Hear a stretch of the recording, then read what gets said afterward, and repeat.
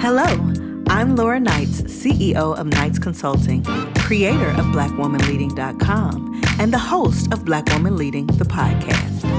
This podcast amplifies the needs and experiences of Black women leaders in the workplace with a holistic focus on 3 core areas: leadership development, mental wellness, and relationship management. Our ultimate aim is to help Black women learn, heal, and grow in their leadership capacity.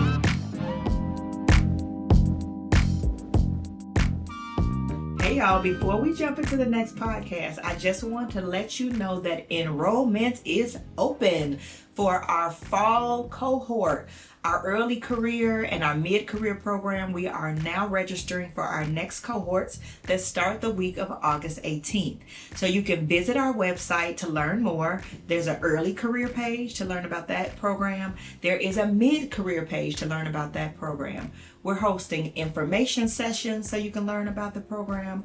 We're also having the opportunity for you to sign up for an individual call with a member of our team to ask your questions. However you want to get the information, visit our website at blackwomanleading.com. We'd love to work with you in one of our cohort programs that infuse not only strategy for your career development, no matter where you are on your journey, but also some coaching, some support, and most importantly, some community. You do this work, growing as a leader, growing in your career development in the community of other Black women. Our registration for our early career and our mid-career programs also include a ticket to the 2026 Black Woman Leading Live Conference and Retreat. So yes, please join us. Visit the website to get all of the details. You can also shoot us an email at info@knightsconsultinggroup.com so we can answer any other questions you have. But we would love to invite you into our community and support you in this leg of your career journey. Again, visit the website at blackwomanleading.com to get all of the details. All right, welcome everyone. Today we are talking about navigating shifting terrains with Dr. Avis Proctor. I am excited to jump into this topic, but first I want to welcome Dr. Proctor. Welcome, Dr. Proctor. How are you? Thank you, Laura. Doing well. Awesome. We're so happy to have you. I'm excited to get into this topic and hear your insights. But first, let me give our listeners the official about Dr. Proctor. Dr. Avis Proctor became the 6th president of William Rainey Harper College in July 2019. With over 30 years of experience working in multicultural environments as an innovative mathematics educator and administrator, she is committed to transforming lives through the power of education using research-based instructional strategies, strategic community engagement, and future-focused economic development, which all lead to strengthened educational opportunities that impact generations. Dr. Proctor also provides leadership on several boards from local to national levels, and she earned her bachelor's degree in mathematics education at Florida Agricultural and Mechanical University, a Master of Science in Teaching Mathematics at Florida Atlantic University, and her doctorate in higher education at Florida International University. Dr. Proctor and her husband are the proud parents of 1 son. So she is doing all the things, momming, leading, wifing, everything. And we are excited to have her here today on this topic. Now, I always share how I met our guests.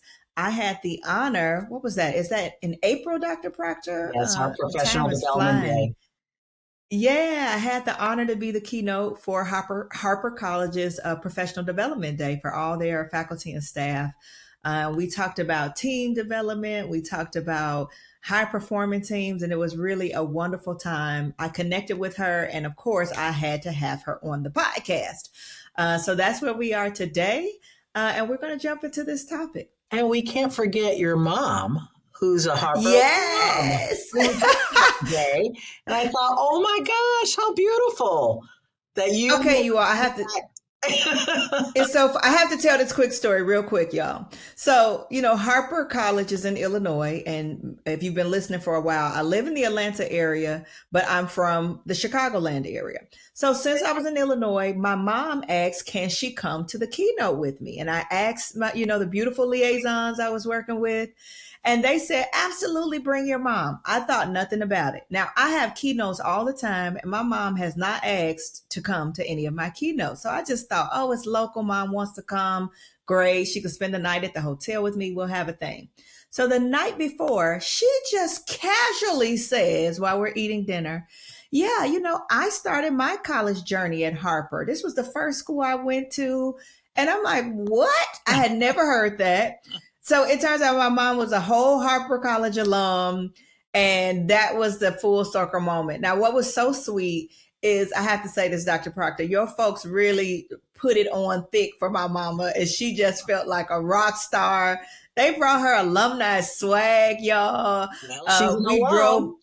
I know, when we drove up, Bev, who is the employee relations person at Harper, the Beverly. parking sign said for Laura Knights and Mama Elizabeth Rogers. It said it on the parking sign, and my mom was like, I'm a celebrity. So it was super sweet, but full circle moment. Mom is an alum, and I didn't even know that. Yeah.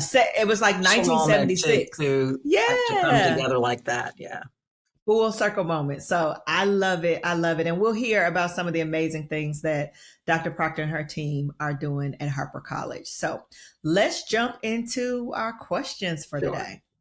So, Dr. Proctor, before we jump into talking about this topic about navigating shifting terrains, we always start with asking all of our guests, what does the phrase Black woman leading mean to you? And can you share a little bit about your journey to Black woman leading?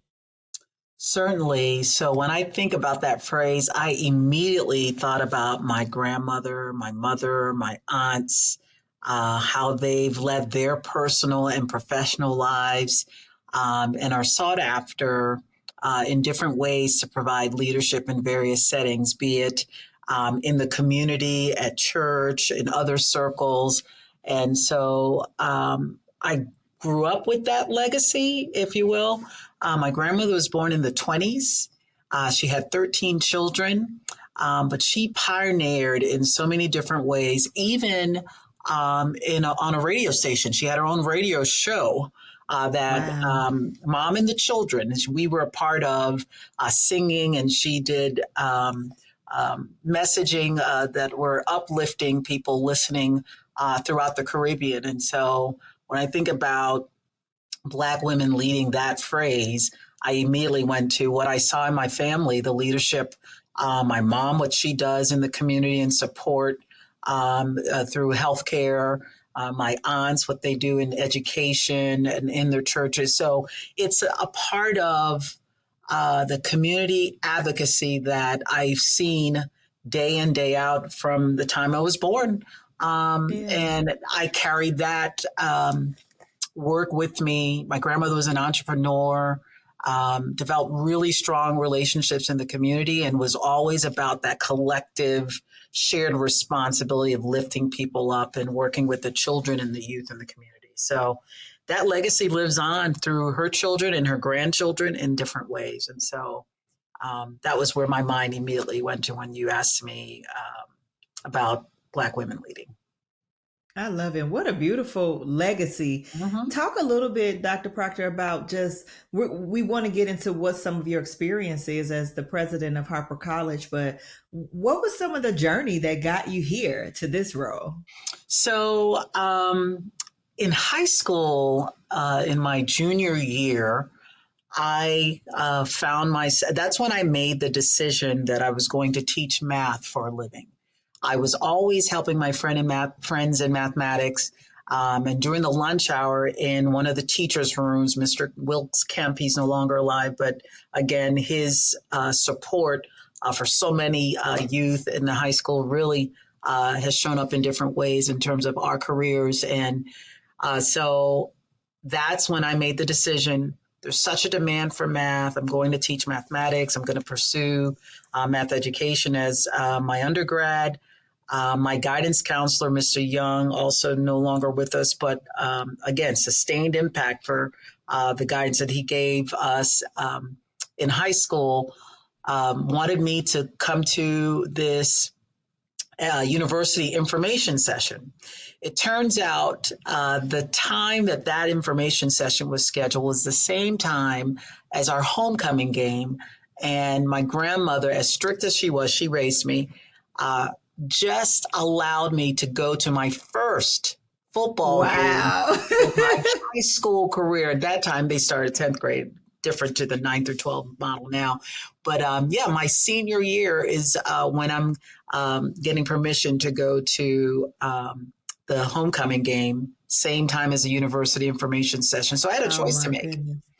And the choice I made changed my life. I decided not to Wow. go to the football game and go to the information session. And that's when Florida A&M awarded me a full undergraduate excellence in achievement scholarship to go to FAMU. And Wow. made a difference for me because I no longer had to worry about how I will afford college or my university education. And in fact, there was a stipend that came along with that. I was able to save monies through that stipend. Cover, my books were covered, meals, Wow. boarding, everything, room and board. So completely shifted the trajectory for me in terms of what opportunities were ahead. And so finished my undergrad there in 3 years, went on to earn my master's degree. So I'm a rattler, I'm an owl at FIU, and I'm also a panther for FIU where I earned my Oh doctorate in higher ed wow. administration. So I worked in a private high school teaching math, but also was the dorm mother.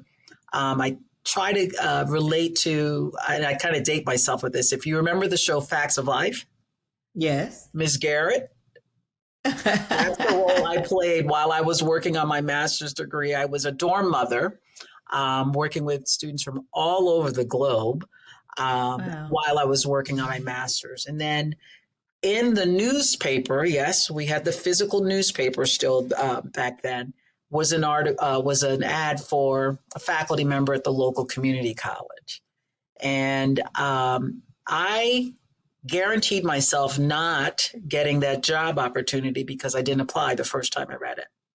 Mm. The next year, there was another opportunity advertised for a faculty member at the local community college, and I decided to pursue it that time. And my limitations of saying I didn't have teaching experience at the college level, even though I was teaching calculus and pre-calculus and geometry and advanced courses Yeah. at the high school level, I limited myself by saying I'm not going to apply and therefore guaranteed not having that opportunity. The very next year, I applied and was selected. And then 3 years Wow. later, was asked to serve as a department chair.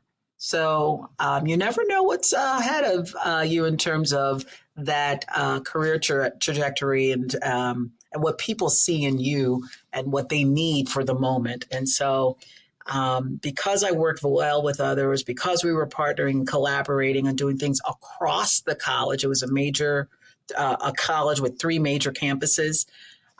People saw leadership that I was providing, not because I had a title, just because I saw the need and was contributing, and then asked me to run the department 3 years later. And Wow. that was it, really. That was my start in administration. And let's see, that was 2003. And by the time I went to a leadership development institute, the National Council for Black American Affairs, I went to that institute. George Boggs, former CEO for AACC, Dr. Walter Bumpus, Dr. George Boggs, both played the CEO role for the American Association for Community Colleges. They were there at this institute talking about the need for college presidents. Wow. And I started to think about, well, the work that I'm doing locally in my department on my campus and what we're doing college wide to change outcomes and improve student success for math in particular, I can see myself doing that at a larger scale for the campus or for a college. So maybe I should pursue my doctorate in higher ed administration.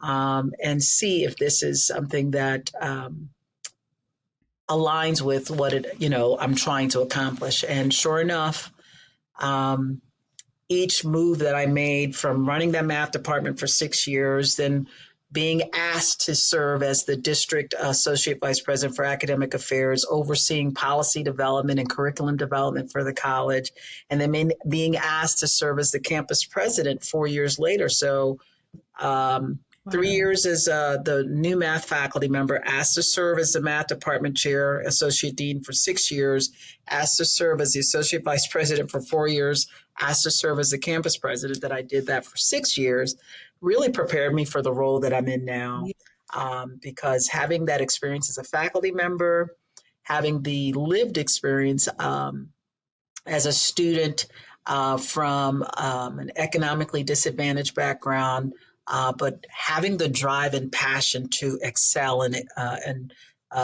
pursue teaching mathematics and Yeah. helping people see that math actually is doable.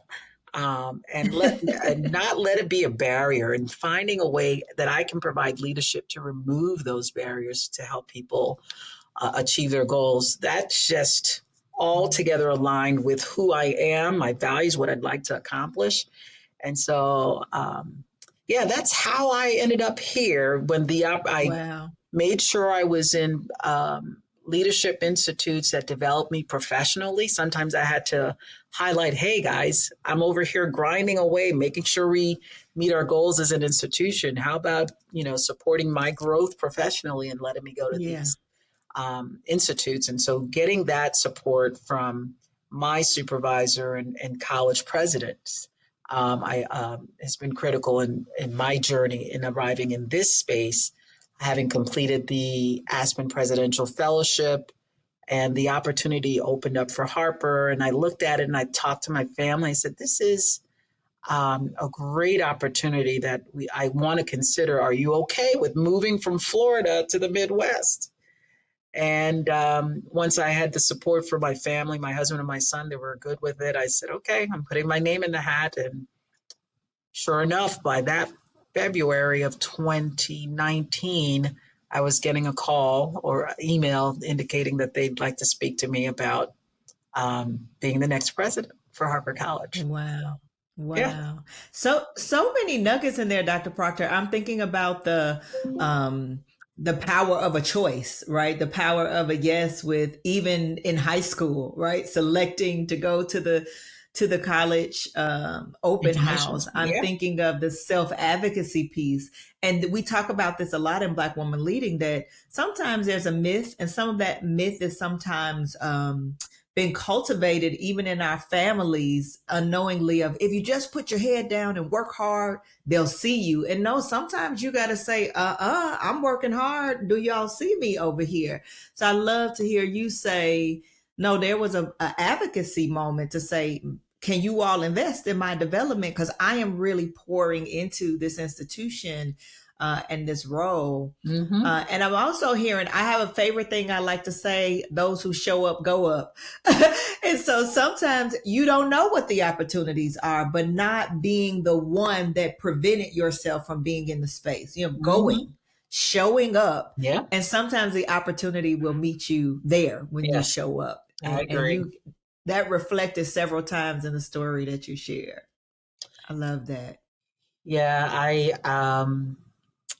often tell different groups that sometimes we are our own barrier and not realizing it. And so when I didn't put my application in, I guaranteed myself not even being considered to be Hello. the math faculty member. And I put my name in the hat the next year and was selected. So, Wow. Wow. and then Wow. that kicked off a whole new path that I didn't even imagine, It's right? amazing. High school, junior year, I'm saying, okay, I'm going to teach math.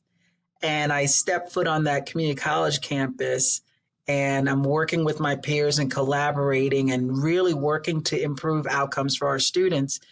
And they saw in me what they thought was needed for lifting up the work in ways that brought people together and really changed outcomes for students. And that's at the Yeah. end of the day, why I pursued the community college field in that space, because this is often the last opportunity or last chance, second, third, fourth chance for individuals to come and find Yeah. themselves, find what they connect to, or learn and expand horizons, and then find out, I actually can do college, and realize the potential that's within them. And it's just a matter Yeah. of connecting in the right space at the right time and using the supports that are provided, the Yeah. holistic lens that we bring at Harper and many other community colleges on how we support our students to be successful is an important approach to take in helping people, first of all, meeting them where they are and helping them get to the point where they're self-sufficient and find great opportunities in the workplace, or another institution, right? They can go to the four-year institution and earn their bachelor's Yeah. degree or master's doctorate, wherever it leads them, um, but that they can actually do it, removing those Yeah. barriers for them to actually see that they can do college. So. Yeah. And providing that opportunity. I love to, before we start talking about this navigating shifting terrains, we view a lot of our guests as possibility models, right? For our audience, for our listeners. And many of our Black women leading community members aspire to executive level roles. So I would love to just get some visibility on your experience, right? As the president of the college. Can you share a little bit more about your role and what do some of the day-to-day things look like as you're kind of leading from this strategic viewpoint? So one thing I do want to emphasize is no 2 days are alike. Yeah. And as we start talking about shifting terrains, there's, I think about our mission and how do we live out that mission and the strategies that we put in place um, that are often co-created. So I Mm, do want to emphasize that being the president, I don't manage from a top-down standpoint. In fact, I think you go further when you bring people together and they co-create on the yeah. strategies because they understand the needs and are closer to the challenges that our students and fellow employees are experiencing, and how do we set up the right environment so that the culture can thrive. And of course, centering our students and our mission as to how we Yeah. function day to day. And so, on a typical day, and I'll share with you what just happened yesterday. I get to see students, faculty, staff in various settings working on policy issues, working with fellow presidents at the local level, across the state, nationally. There are a lot of things that I get to connect with, influencing policy, elected officials, helping them understand Yeah. the challenges our students are facing. And this one policy move can really expand opportunity for so many lives. And so, choosing artwork to showcase for the year in my office where whomever comes in can see the work of our students. So just yesterday, Wow. I had the great opportunity to meet two students. I was able to select their pieces for display this year. And so um, they get a check for recognizing their great work, but they also get to sit with me and talk with me about what they were thinking about when they made the pieces, their experience here at Harper, Yeah. what they like, where they're going, what their dreams are. Um, Thinking about what's happening from the pauses in funding for our adult education. That was on our agenda yesterday, and strategies for that. Getting ready for our Community Impact Award program this afternoon, where we'll be issuing close to $50,000 to six nonprofits in Wow. our community, supported with the dollars from Mackenzie Scott that she donated to our college. Mm, We were fortunate to receive $18 million from her. And so, how do we set up programming, not only scholarships, but programming that are sustainable and that will be here in perpetuity. And this is one way that we get to do that. So, an array Wow. of things. And then, of course, our physical plant. I have three major construction projects that are underway right now. We're putting our emergency services training center in place that will help with our fire academy, our law enforcement training, homeland security training. We have a new student center that's been in the works for decades. We wanted this to come to fruition. That is finally underway. Our Canning Student Center Hmm. and our University Center under construction.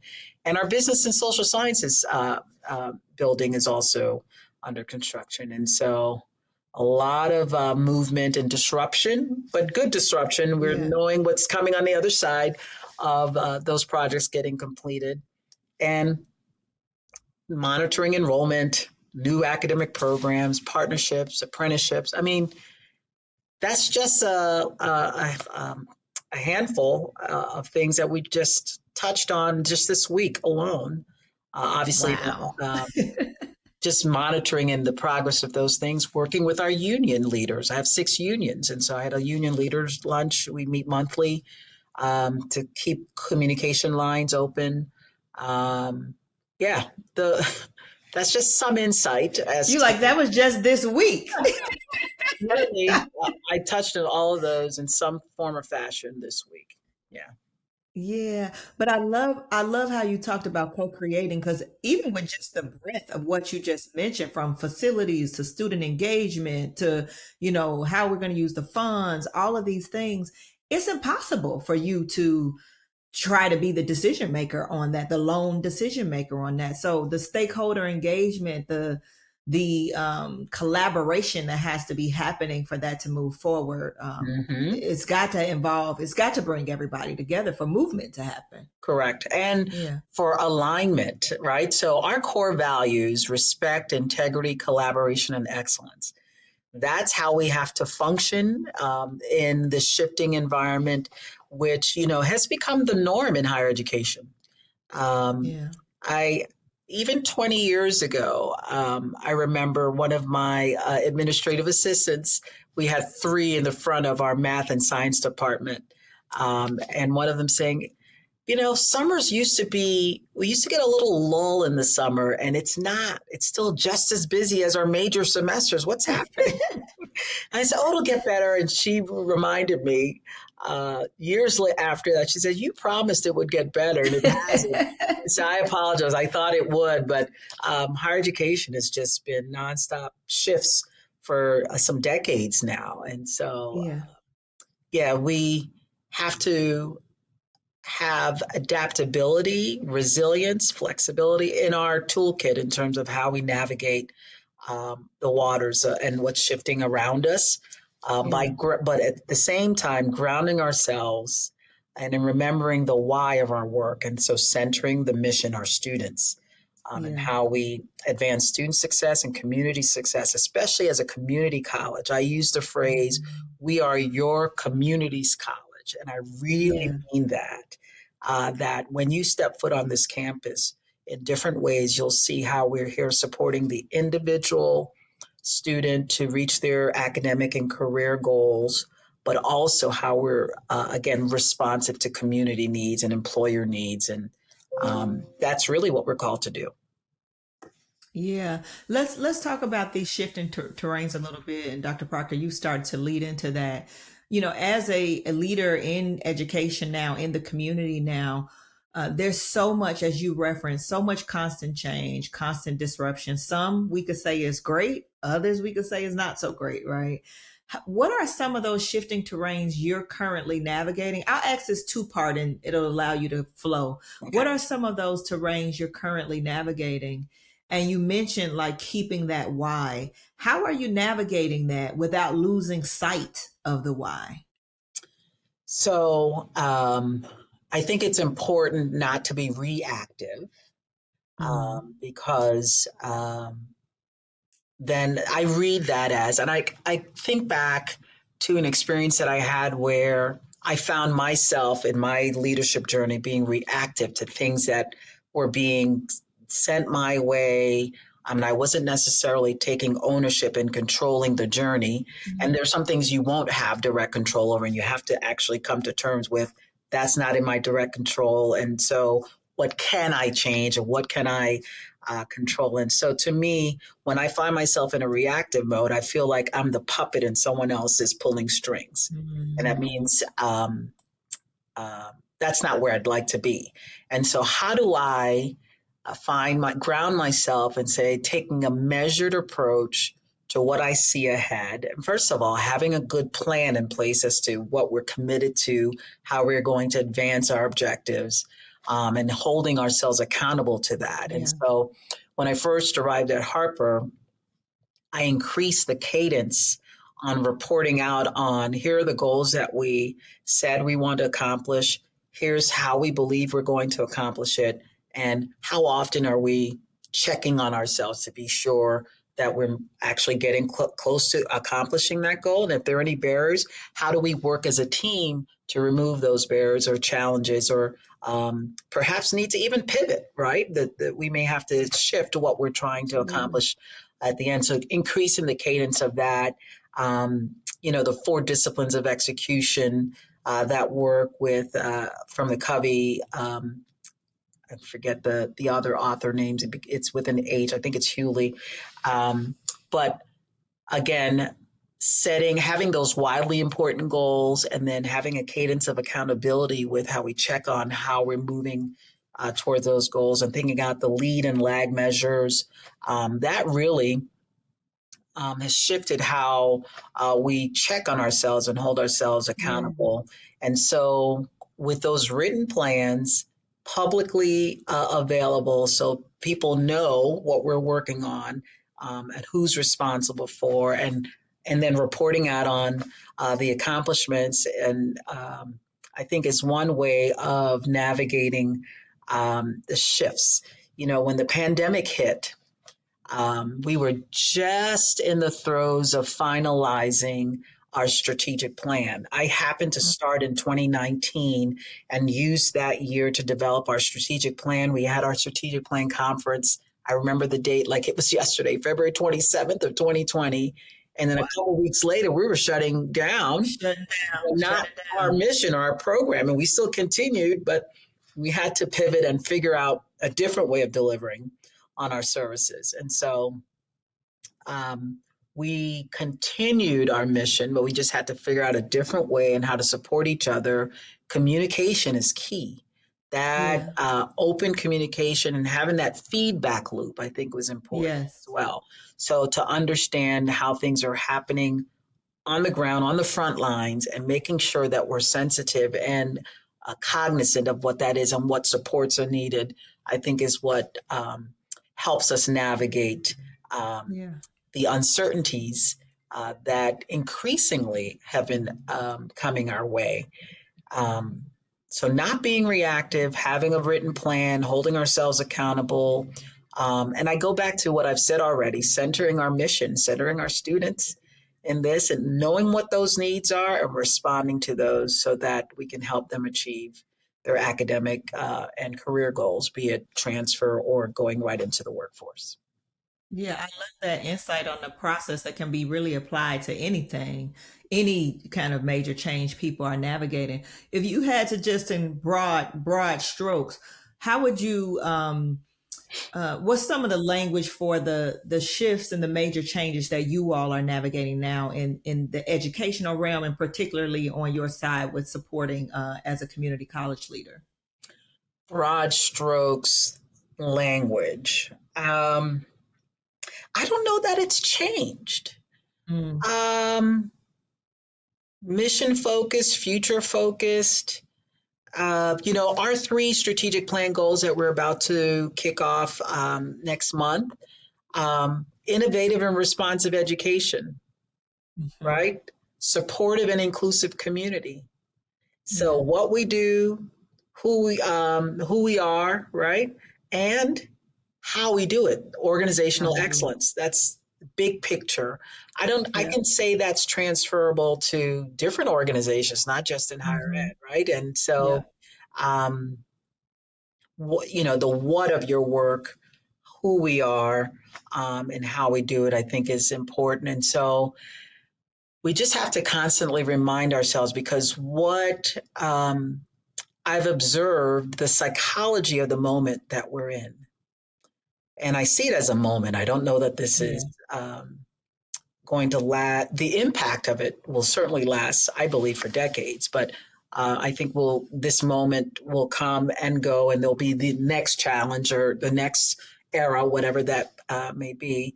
Yeah. But the psychology of where we are, I had to remind myself, um, no matter how much I assert, we're centering our students, we're centering our mission, this is our work, this is who we are, this is what we're about.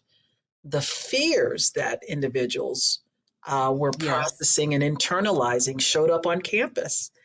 And I've had town halls. They heard it directly from me, how we're navigating this moment. Yet there are folks saying, well, are we going to change our work? Are we going to abandon this work? Are we? And I found myself questioning, why are they asking that when I clearly have said, here's what we committed to. Our board Yeah. has supported our work. I mean, I finally realized, as much as I can say it, what people are internalizing plays a role in how they see the world around them, Absolutely. right? And we knew Absolutely. that, but it took me pausing to reflect, thinking through it with my team, and recognizing we just have to reiterate and reinforce our message. And people need to feel those supports. Yep. Um, and hopefully that will sustain and carry them through as they see the results of our work. Yeah. I am very proud of the work that our faculty do in the classroom each and every day, and our staff, from our groundskeeper to the admissions officer, the advisor. Everyone plays a role in how our students are successful. And so when I can look at the results and see that students are graduating at a higher rate, actually the highest rate in our college history, Wow. and they're advancing, and we're bringing on programs, cybersecurity. We're about to launch artificial intelligence and aviation maintenance. These are things that we know are going to lead to wages and careers that um, if you're a first gen student, you've never had that kind of experience in your family, right? I'm a first gen. And so I didn't know we were in poverty because my grandmother and my aunts and my mom, everyone's around just helping each other navigate the circumstances that Yeah. we were facing. And, you know, food was on the table. We were in church. That was one of the main community connections we had. My grandmother used to teach children how to sing and put on concerts for, in the community. And so her way of making a living was teaching music. And I was Wow. teaching with her at the age of 9. I was teaching piano. I started at the age of Wow. 4, and by 9, I was Wow. actually teaching with my grandmother in her home on our piano. I have her organ in my home now, which actually we're in Chicagoland, and I did not realize until I looked at the serial tag on the organ, it was manufactured in Chicago. Wow. So, but anyway, um, going back to, how do we navigate these moments? I think the people part is the most important part. Yeah. When we center that work, take care of each other, and say we're in this together, and we'll Yeah. navigate this together. We don't have all the answers, and I think the authenticity of being comfortable to say I don't have all the answers, I think is Yes. another leadership skill that um, is important to say, while I don't have that answer, I will follow up and give you Yes. what I know. Here's what I know now, but we'll certainly follow up and complete the picture as best as I can. And here's what we're working on, and that's transparent, and hold ourselves accountable to that. Yeah. I think is important. I love it. I want to make a comment about one thing you said, and then I want to ask you a deepening question on that people part that you just said. You know, we've experienced that at a smaller scale, of course, where you're restating the mission, you're restating the values, and people keep asking if is it going to change? Is our focus going to change? And you know what I think it is, Dr. Proctor? I think in this season, there is a lot of shifting that's happening. There are a lot of people, organizations that said a thing was their value and their mission and their goal, and they are shifting from that. They are backpedaling. So I think for an institution that operates in integrity and has a history of that, it's like, what are y'all talking about? I said it. Why you keep asking me? But I think we're also in a season of information overload, right? People are watching the news, they're on social media, they're having conversations with many misinformed but well-intentioned family Yeah, members and yeah, things of the sort, that they are constantly seeing examples or hearing things that says the values won't hold up, the mission and what we said won't hold up. And when you have institutions that are like, no, we may have to get creative about how we do it to survive in this space, but we're still doing it. I think it's, as you said, that constant reiteration. People need that from a energetic or emotional space to really stay aligned, because they're seeing spaces where people are saying one thing and doing another.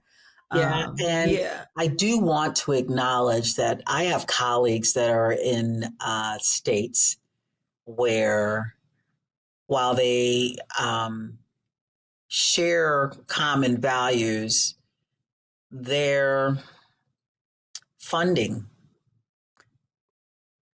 can shift dramatically how they absolutely. serve their communities. And so I don't want to make it sound like, well, the money's going to change your value. I Yeah, think what they're facing is the harm that can come to their communities if they don't shift language, yeah, yeah, if they don't, and not, part of what I'm observing in those shifts, people are struggling with, oh my gosh, how am I going to meet the needs that I know exist here, um, in this new environment, where our funding may be threatened and then we lose this altogether, and then everyone, yes, right? So yes, those are very real circumstances, um, that colleges and universities are facing. And right now, the current one, it's not red or blue states, it's across the entire country. yeah, There's some education funding that's been paused for some vulnerable populations. And so we now are facing, how do we support students to be successful when this funding is now dried up, or paused, perhaps will be yeah, restored. We don't know. Um, so these are very different times that we don't have the answers for, but we will have to find a way to navigate, um, and be yeah, resourceful with what we have, and think through. And so that's, again, I talk about the co creation of yep, strategies. That's when it's going to take all hands on deck to say, okay, here's what we have, here's what we're facing. What can we stop in order for this to occur? And those aren't yeah, easy decisions. And it's going yeah, to vary institution to institution.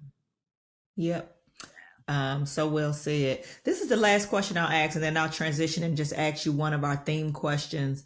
You started talking about the power of community through the example of your grandmother and your aunts, and how you didn't know that we were in a lack for anything because the resourcefulness of the community came together. I know that people focuses you shared in our previous conversations is critical to your leadership, but also the broader picture of what you all are doing at Harper. How have you seen that power of community coming forth in your work or at Harper in this time of the shifting terrains? How have you seen that manifest? So we, as a cabinet, my team, we were very intentional as we were coming out of COVID, because we we're all so isolated, that we felt community building and centering that was important. And so, how we planned events on campus when we bring the entire college community together, So be it that we have a campus lunch or barbecue, that we're all coming together. Yeah. Being from HR lens, we did a Harper swag where employees can choose if they want the fleece pullover or the jacket, or you know, right now I'm proud of my one of my team members. She leads wellness for the college, and we have a wellness challenge this summer. Yeah. And one of the assistants asked me, "Are you going to join a team?" I said, "I don't know if I'm going." And I said, "Okay, fine." So I joined a team. So we have 11 or 12 teams competing with wellness throughout the summer. And it could be showing up for a wellness session while you make some trail mix. It could be the counseling services department doing a quick 20-minute walk on campus. Um, and of course, you can connect it to your smart device, and you can say track my steps or whatever, and then to your competing. So different ways to infuse fun Yeah. and build community on campus. And I think it's important to do that and then come together more. Again, coming out of COVID, during COVID, um, it was new for us to have town halls. I did this actually back at my previous institution. We would bring together groups. We were three major campuses. So we were in rooms on three major campuses and communicating. And so Zoom, or I forget the tool we were using then. I don't know if it was Zoom, but we have WebEx here. And connecting across the college, I thought was a good way to do touch base points. So people, one, knew what was going on. Yeah. And again, the voice, I think, is so important. So knowing that the town hall is coming, we would send out an invitation for individuals to send questions in. What's out there that you're wondering about, you want more information Yeah. about, and also provide an opportunity for questions to emerge during the town hall so that they don't feel Yeah. it's all curated before and there's these pre Exactly. fabricated Exactly. answers. No, this is okay. Here are answers to the questions that came in, and here are some questions that you asked, and I answer on the spot. And I made sure as that went on, I started to involve my cabinet members too, because I don't want them to see it as if I have all the answers, because it's not just about me having the Right. answers. I have a leadership team who oversees another group of leaders as well on the campus. I call it the President's Learning Council. I center learning because that's our mission. And Yeah. so any administrator on the campus, they're in that learning council. So from facilities, from finance, from academics, student affairs, our DEI office, our workforce solutions office, all of them and more come together and think about how we move the institution forward. And so that town Yeah. hall is another community coming together, understanding where we are as a college, and really getting an opportunity to hear directly from leadership how we're navigating change. And Yeah. change is one thing that's guaranteed. Change is constant. And Constant. it's just a I little mean, we can't get away from it if we wanted to. accelerated lately. And so being intentional and not about not being the kite in the wind, just reacting to, right, what's coming your way and grounding yourself and taking a measured approach, proactive lens on planning and not being reactive, I think is I need my team and the employees to feel the calm, the students. I don't want them to Yes. feel chaotic, because then that's when you get a lot of other things that you then have to manage. And so if we can avoid the feeling of chaos and strengthen awareness on supports and how we're navigating change, I think Yeah. is a good way to move forward. Yeah, I love that. As we prepare to start wrapping up the episode, any final points that you want to share, Dr. Proctor, or final thoughts on this topic of navigating shifting terrains? Uh, like I said, ground yourself, know your why, don't be reactive, have a plan, have a cadence of accountability, And that co-creation of strategy, I think, is important because Yeah.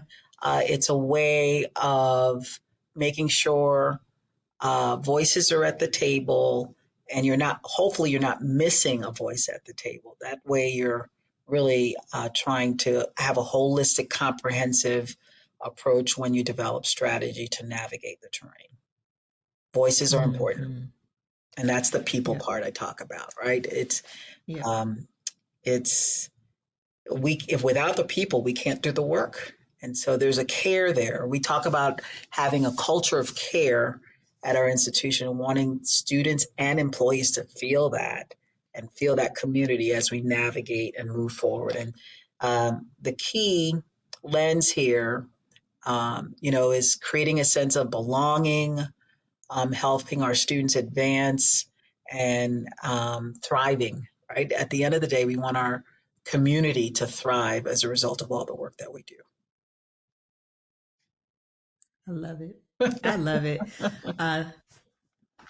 Uh, thank you for sharing that too, Dr. Proctor. You have actually talked about quite a bit of points of our season's theme before I even got to the season themes question. I'll just ask you one question to end. You know, our season theme for season 7 is about driving the narrative of your career. Mm. And embedded in that is setting a vision for what you desire to do. And you talked about that with, making that decision to be the math teacher and then it kind of driving your career forward. And another big part of driving the narrative of your careers, of course, is self-advocacy. And you talked about those moments when you were like, hey, I'm over here working. Y'all can invest in this. And those are things we've been talking about this season. But one critical piece has been that we really try to amplify in Black Women Leading is that to drive the narrative, to have a vision and the energy to go after it, you have to be well. You have to be taking care of yourself in addition to the plans of these organizations and institutions that you're leading. So we'll end on this note, Dr. Proctor. What is one way you are taking care of yourself these days? There's the saying, health is wealth. And so I talked about that Yes. wellness challenge. Um, and while I purchased this bike and I'm riding and I'm tracking my a number of workouts per week and the number of minutes I've set, to me, I actually found myself achieving weight loss and improving my health and my numbers when I get my lab work done and so on, because I had an intentional focus of setting myself and my health Yeah. first, putting Yes. that first. And it's hard to do that when you're all about, like, got to take care of and make sure. Yep. But if you're not well and in a space where you can have the stamina, because I have long days. And so starting my mornings at least 3 to 5 times a week, I've got to get some movement. I have to have hydration. And the one that I'm still struggling with is enough sleep. Uh, Listen, you preaching to the choir over here. We all trying to get that sleep together. Yeah. So Yeah. if I, so, the American Heart Association talks about having at least 150 minutes of movement a week. And so, however you can figure that out, if you can do it in 275 minutes or 350 minutes or what does that go into the 430 plus? What is that? 437 point, whatever it is, right? I'm doing that in my head right now, but however you figure that piece out, to get that movement in is key. It Yeah. doesn't have to be 10,000 steps a day. A lot of folks are falling for that myth. So if you can I actually, on my vacation, I reached a high one day of 14,000 steps a day. Oh I worked wow. out that day, but then we were dancing and I was making sure I was getting my steps in, because I had no other responsibilities but vacation, right? But I know. then you have to get back to the real world. I see some folks do it. I don't know how they do it, Yeah. but setting those goals on a weekly basis, putting your health first so that you can be good for others, I think is important. And so I have reminders on my phone, hydrate, move, so that I can get close to or achieve or exceed that goal on a daily Yeah. basis in terms of the hydration, the eight glasses of water a day. They say more, but Yeah. I get at least to that. And if I start, one of the things that worked well for me, I just have to keep it going, is that big 33.5 ounce bottle of water. Yes.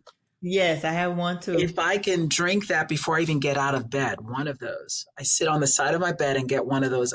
The rest of the day, I can get another one and I get more than 64 ounces in. But um, when I'm intentional about that, I think it's the Yeah. intentionality that is Intentionality. success. So And that's the thread through everything, even the navigating shifting terrains that we talked it's about, a the mindset. intentionality. It really is Yeah. a mindset shift. And like I said, the psychology of how people are processing what they see and us sitting back and reflecting, how do we remind folks about our why and keep us grounded and not in a chaotic environment? Chaos does not add to a calm Yeah. mind and does not support making the best decisions with what you're facing. So Yeah. trying to avoid Yeah. that. Yeah. Awesome. Well, thank you so much, Dr. Proctor. It has been an honor and a joy. Thank you for sharing your wisdom and insights with Yeah. our listeners. How can people connect with you beyond the podcast? LinkedIn, certainly. I'm on LinkedIn and, I get lots of email. So that's the tough Don't do part that. for me. No, LinkedIn, I'll LinkedIn. stay with LinkedIn just because in my role, I get lots of solicitations and then I've got Yeah. to sift through. I have a way of having focused email, the ones that I Yeah. need to, and there's the other bucket. But yeah, LinkedIn, I think would be an optimal way. Awesome. So we will put the LinkedIn link for Dr. Proctor as well as all the links for Harper College so you can see the amazing work this organization is doing. I hope you all listening have gotten some nuggets and tidbits that can help you in navigating your shifting terrains. If this has been a helpful episode for you, we encourage you to share this with your network. Send it to someone, tell them they need to listen to this conversation and get these insights here. We are on all podcast streaming platforms, and you can also listen to the podcast on our website, blackwomanleading.com, and on our YouTube page at Black Woman Leading. We're on socials, all at Black Woman Leading, so we love to connect with you. And if you'd like to connect with me, I'm at Laura E. Knights on LinkedIn and also on Instagram. You can also check out our work that we do inside of organizations to support their leaders and teams on our corporate site at knightsconsultinggroup.com. We would love to connect with you in any of these ways. And until next time, be well.